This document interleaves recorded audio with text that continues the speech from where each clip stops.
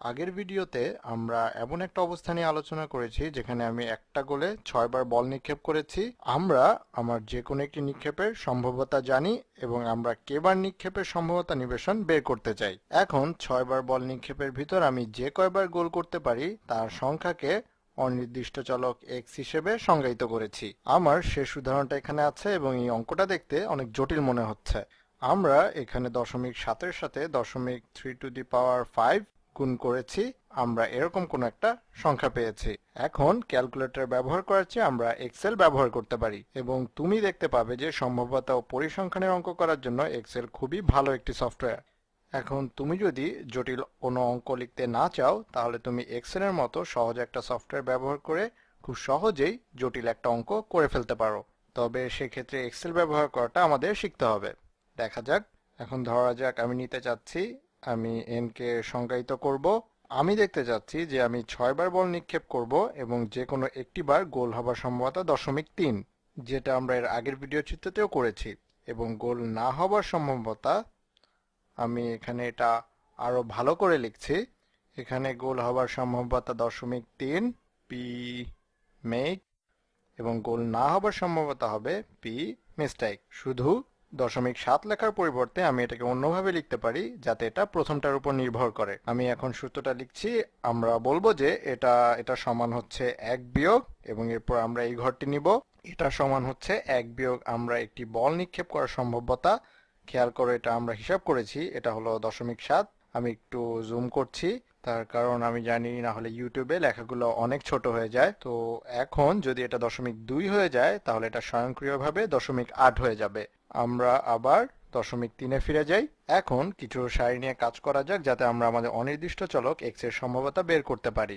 x হতে পারে 0 অথবা 1 অথবা যে কোনো কিছু। ধরা যাক কে। আমি একটি সারি বানাচ্ছি যার নাম হচ্ছে কে। এইগুলো হচ্ছে আমাদের বল নিক্ষেপের সংখ্যা 0, 1, 2, 3, 4, 5, 6। আমার মনে হয় তুমি 6 নাম্বারটা এখনো দেখতে পাচ্ছ না। আমি এখানে যাচ্ছি। আশা করি এখন তুমি সব দেখতে পাচ্ছ। এরপর আমাদের এখন দ্বিপদী সহগ বের করতে হবে। যা হোক, ঠিক আছে। এখন এটা প্রথমে ধরা যাক। ধরি এই যে কোনো একটি হবার সম্ভাব্যতা, গোল না হবার সম্ভাব্যতা অথবা 3টি গোল হবার সম্ভাব্যতা। এখন এটা আমাদের সম্ভাব্যতা হতে যাচ্ছে। তুমি এটা করবে, তুমি কে বার গোল হবার সাথে একবার গোল না হবার সম্ভাব্যতা গুণ করবে। তুমি যদি কে বার নিক্ষেপ করো তাহলে তুমি কয়বার মিস করবে। আমি এখানে এক্সেলে কোনো উল্টাপাল্টা কাজ করছি না, আমি শুধু একটি শিরোনাম লিখছি যাতে তোমাদের সুবিধা হয়। এটা হচ্ছে সম্ভাব্যতা। এই কলাম হতে যাচ্ছে এই ঘরে 3টি গোল হবার এবং 3টি গোল না হবার সম্ভাব্যতা থাকবে। এখন যেটা হচ্ছে, এখন এভাবে এই ঘরেও তাই হবে। এরপর তোমাকে যেটা জানতে হবে সেটা হলো তোমাকে দ্বিপদী সহগ জানতে হবে। এখন তোমার কাছে জিনিসগুলোকে একটু হিজিবিজি মনে হতে পারে, তো তুমি চাচ্ছ এন চুজ কে। তাহলে স্বাভাবিকভাবেই এই সারি হবে। আমাদের উদাহরণের সম্ভাব্যতা কি ছিল? এই ঘরে আমরা প্রথম গোল হবার এবং এরপরে 5টি গোল না হবার সম্ভাব্যতাটা লিখব, অথবা প্রথম 5টি গোল না হবার এবং শেষ একটি গোল হবার সম্ভাবনা লিখব। দুটি একই। তুমি একবার গোল করবে এবং 5বার করবে না। এরপর এই ঘরটি হবে আমি কত রকম ভাবে 6 বারের ভিতর একবার গোল করতে পারি। এর জন্য আমি 6-এর ভিতর 1 নিব। কে হচ্ছে 1 এবং এন হচ্ছে 6। তাহলে এখানে এরপর আমরা বের করতে পারি আমাদের অনির্দিষ্ট চলক x কে এর সমান হবার সম্ভাবনা কত। এটা এই মানের সমান হবে। এখানে সবগুলোকে একটু অন্যরকম মনে হচ্ছে কিন্তু এই সবগুলোই হচ্ছে ঠিক একই জিনিস, যেগুলো আমি আমার শেষ ভিডিওতে তোমাদের দেখিয়েছি, যেটা ছিল মাইক্রোসফট পেইন্ট। এবং তোমরা এটা কি জানতে চেয়ে আমাকে অনেকেই মেইল করেছো এবং আমি বলতে বলতে ক্লান্ত যে এটা হচ্ছে মাইক্রোসফট পেইন্ট। যাই হোক, 0 হবার সম্ভাবনা কত, এবং আমি 6 বার গোল করিনি কারণ এখানে এরা তাই বলছে। তাহলে এখন এটা হতে যাচ্ছে আমি একবার বল নিক্ষেপ করার সম্ভাব্যতা। আমি এই ডলার চিহ্নটা মুছে ফেলছি। এই ঘরটি মোটামুটি ঠিক হয়ে গিয়েছে। আমার কে-তম সূচকে বল নিক্ষেপ করার সম্ভাব্যতা, তাহলে আমি 0 গুণন একবার বল গোল না করার সম্ভাব্যতা গুণ করব। এখন ডলার চিহ্নগুলো এইখানে দেই যাতে এই ঘরগুলো আবার ঠিক হয়ে যায়। টু দি এন বিয়োগ কে পাওয়ার। এখন এই ক্ষেত্রে এটা হবে 6তম সূচক। আমি 6 বার গোল করতে পারিনি, তাহলে আমি এটাকে কমার ভিতর লিখছি n। আমি এই ঘরটি ঠিক করছি, n বিয়োগ কে পাওয়ার, এবং তুমি এখানে চলে এসেছো।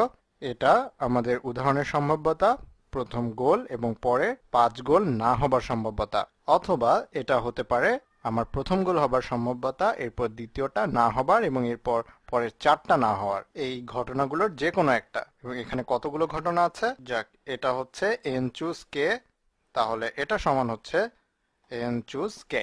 এটা আমরা আগেও করেছি। এখানে সব ফ্যাক্টোরিয়াল আছে। এটা n চুজ কে আমি এক্সেলে দ্বিপদী সহগ প্রকাশ করতে যাচ্ছি। এটা হবে আমরা যে কয়টা থেকে নিচ্ছি তার ফ্যাক্টোরিয়াল, আমরা কয়বার বল নিক্ষেপ করেছি, এবং এর জন্য এক্সেল ফাংশন হচ্ছে ফ্যাক্ট। তাহলে আমরা 6 এর ফ্যাক্টোরিয়াল নিব এবং এটাকে ভাগ করব। এখানে আমি কমা দিচ্ছি, তাহলে এটা হবে যে কে এর ফ্যাক্টোরিয়াল গুণ n এর ফ্যাক্টোরিয়াল। আমি আবার বলছি, কে এর ফ্যাক্টোরিয়াল গুণ n এর ফ্যাক্টোরিয়াল। আমি এই nটিকে ঠিক করছি, বিয়োগ কে। তুমি এখানে কিছু কমা দিয়ে নাও যাতে করে এই লেখাগুলো যেটা এখানে লেখা আছে এগুলো ঠিক হয়। তাহলে এই ঘরটি ঠিক হচ্ছে। এখানে একটা F4 দিচ্ছি, এই যে হয়ে গেছে। এখন 6টা জিনিস থেকে 0টা জিনিস শুধু একভাবেই নেওয়া যায়, এটা আমাদের তাই বলছে। এবং এরপর আমাদের অনির্দিষ্ট চলকটি কে এর সমান হবার সম্ভাব্যতা, অথবা এই ক্ষেত্রে আমার 0 বার গোল হওয়া হচ্ছে যে কোনো একটি উপায়ে 0 বার গোল হবার সম্ভাব্যতার সমান গুণন যে কয়টি উপায় আছে। তাহলে এটা হচ্ছে 0 বার গোল হবার সম্ভাব্যতা। এবং এটা হচ্ছে এক্সেল এর একটা মজার ব্যাপার। আমরা এখন এই ঘরগুলো নিতে পারি। এই ডান পাশের ঘরে যাও, এটাকে টেনে আনো, আর এটা সবগুলো হিসাব করে দিবে। এবং এটা হচ্ছে আমাদের দ্বিপদী সহগ। এটা 6 চুজ 3, n হচ্ছে 6, কে হচ্ছে 3। এখন 6 চুজ 3 হচ্ছে 20। এটা সুন্দর এবং এর ভিতর একটা বিন্যাস আছে, কিন্তু সম্ভাব্যতার ভিতর কোনো মিল নেই, কারণ আমাদের কাছে আছে 0.3 এবং 0.7। এটা মুদ্রা নিক্ষেপ করার মোট ব্যাপার না, যার দুই পাশে 0.5 থাকে। দুঃখিত, এদের মাঝে কোনো মিল নেই, এবং এরপর তুমি যখন এদের গুণ করবে এগুলোর মাঝে তখন মিল থাকবে না।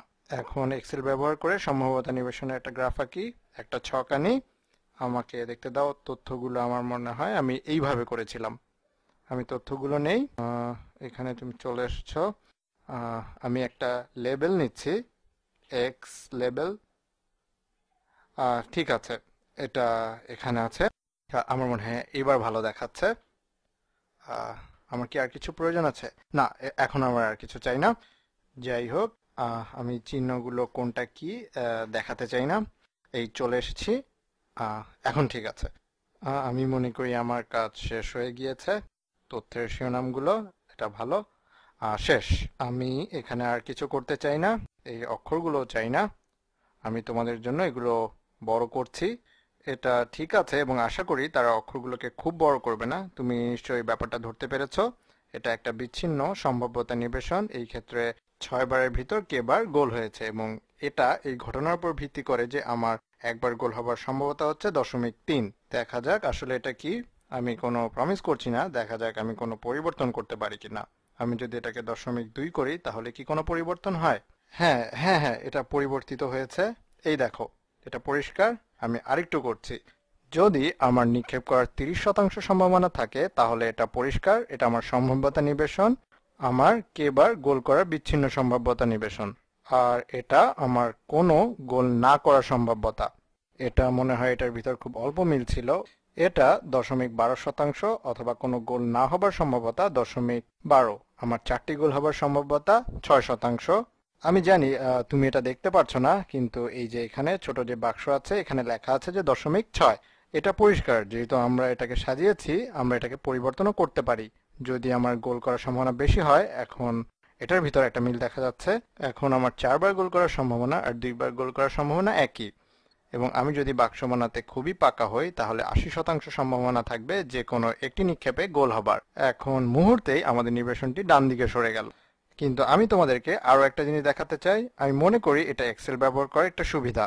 এখন আমি তোমাদেরকে একটা উদাহরণ দিব যেটা তোমাদের নিত্য জীবনের সাথে মিলে যাবে। গোল করা এবং না করার সম্ভাব্যতা আর একটা থাকে না। এখানে এটা পরিবর্তন হয়ে যায়। যদি এরা এক হতো তাহলে হয়তো তুমি এইরকম একটা ব্যাপার পেতে। ধরা যাক তুমি খুবই খারাপ বাস্কেটবল খেলো এবং তোমার যে কোনো নিক্ষেপে গোল করার সম্ভাবনা হলো 10%, তাহলে তোমার গোল না করার সম্ভাবনা খুব বেশি থাকবে, তাই না? এখন তোমার গোল না করার সম্ভাব্যতা থাকবে 53% এবং 35% থাকবে তোমার গোল করার সম্ভাব্যতা। এভাবে চলবে। কিন্তু এটা পরিষ্কার, এটা আসলে একটা মজার খেলা এবং আশা করি তুমি এটার মাধ্যমে নিজেই অনেক তথ্য বের করতে পারবে অথবা আরো পরীক্ষা করতে পারবে। কি হবে যদি তোমার কাছে এর চেয়ে বেশি থাকে? আমি এটা তোমাদের পরের ভিডিওতে করে দেখাবো। আবার দেখা হবে।